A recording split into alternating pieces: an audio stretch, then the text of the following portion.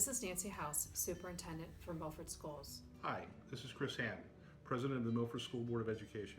I know this has been a challenging few weeks for everyone as we've transitioned from classroom learning to learning at home.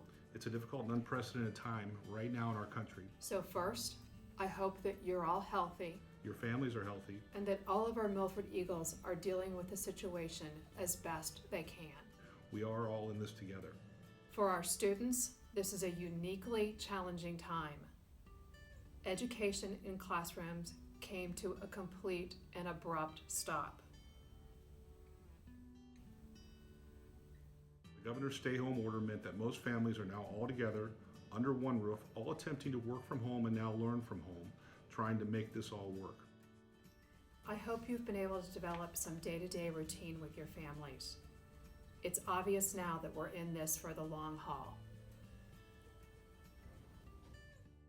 While we were really hoping that things could return to normal after our spring break, we also had anticipated that the governor would extend the time schools were closed and have been planning for it. Our teachers really miss their students, and we know that our students really miss our teachers as well.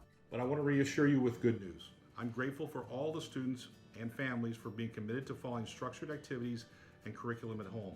I'm also incredibly thankful to our teaching staff who are working harder than ever to make the new reality as successful as possible for our students.